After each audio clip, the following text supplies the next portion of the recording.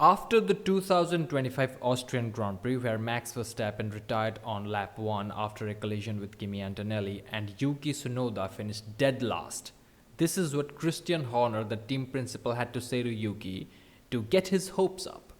It isn't an easy car to drive, but it's not that difficult either, which means the Red Bull car that have killed the careers and the confidence of many drivers in the past, including Sergio Perez, Liam Lawson, Alexander Albon, Daniel Kvyat, many drivers. That car, it isn't an easy car to drive particularly, but it's not that difficult either, and that's why Yuki Tsunoda finished dead last, because he's shit. And then comes the 2025 Silverstone Grand Prix to give Christian Horner and all of the top dogs in Red Bull a reality check about how shit their car actually is. This is Max Verstappen during the practice sessions on Friday, and this is what he has to say. Max, take it away. Mind you opening up. Just seeing the front tires in the high speed. Just don't respond. Max said, "You see my front tires in the high speed, they just don't respond." And this is bad news for the Red Bull, because that's how Max Verstappen finds his confidence in an F1 car. He likes a more front-sensitive car. What does that mean? It means that whatever input the driver gives, whether it is through the throttle pedal, whether it is through the steering wheel, whatever input the driver gives to the car, the front of the car very quickly reacts to it, very immediately reacts to it. That's something that Max Verstappen loves.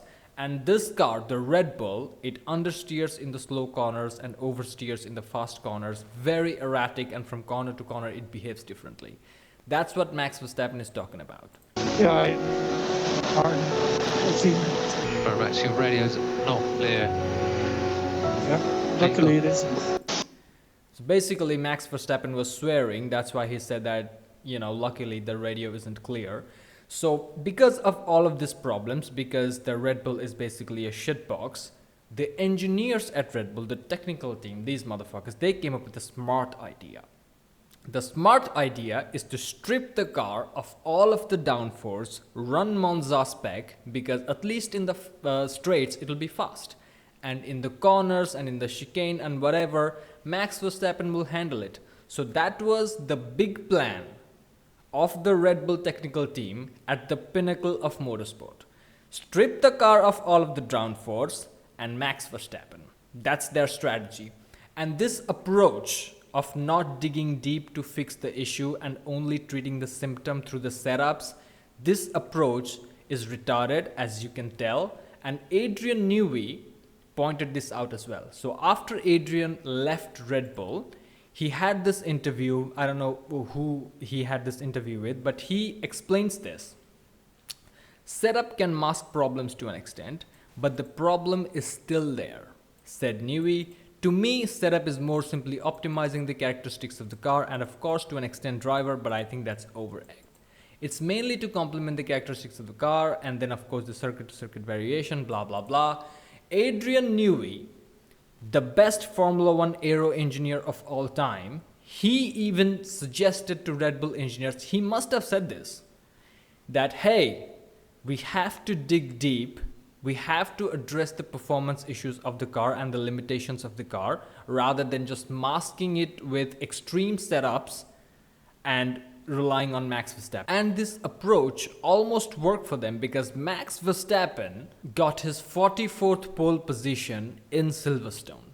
In the backyard of Lewis Hamilton, 44th pole position. You cannot write a script for this shit.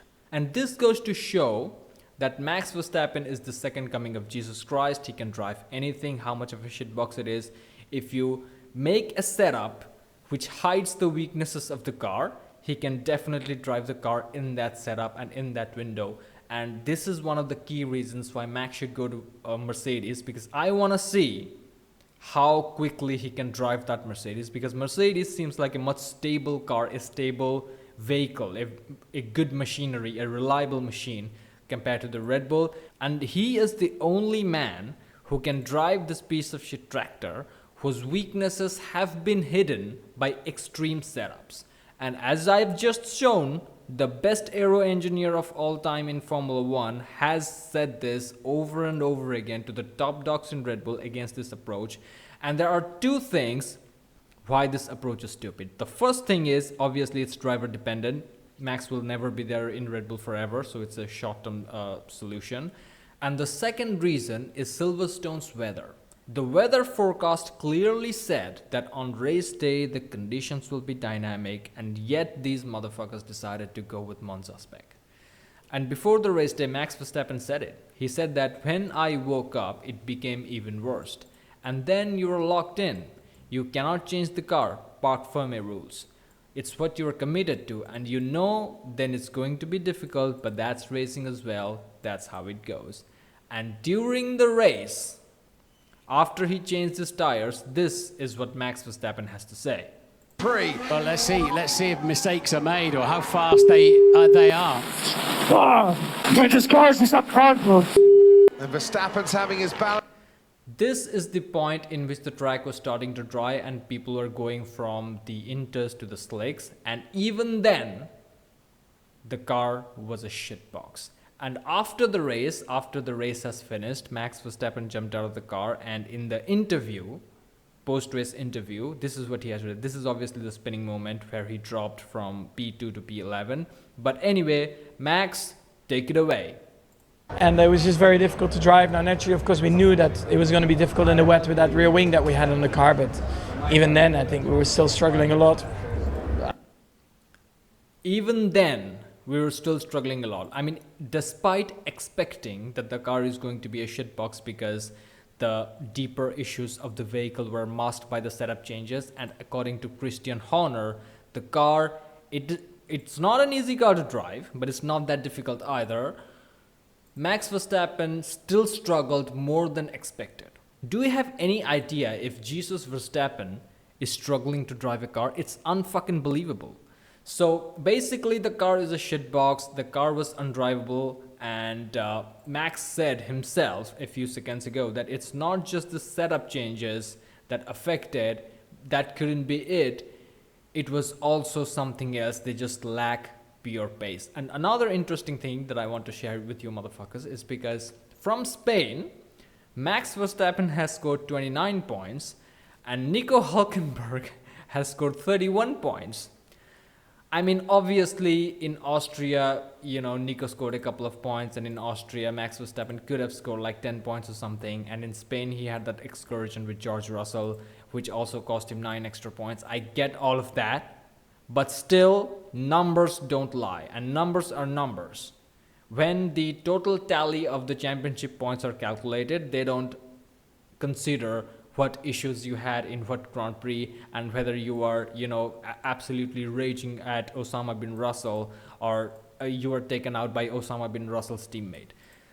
And this was all fun and games when it was the second Red Bull driver. When it was the second Red Bull driver like Yuki Tsunoda or Sergio Perez, all of these stats were funny. But right now, these stats are getting to Max Verstappen. If Nico Hülkenberg is outscoring Max Verstappen in a Sauber in the last 4 Grand Prix, things need to change. Your car is a shitbox, it's not easy to drive, and you have been masking the weaknesses of the car through setup changes. Setup can mask problems to an extent. Red Bull engineers know this better than everyone. So I guess in the upcoming few Grand Prix, especially in Spa, a track that Max Verstappen loves, we will see what he can do. I don't have much hope for it. I am predicting an Oscar Piastri victory at Spa. But if Max starts to struggle significantly at Spa and Nico Hülkenberg outperforms him, then I think writing's on the wall for Max Verstappen to go to Mercedes. Thank you for watching, like and subscribe, and I'll see you in the next one.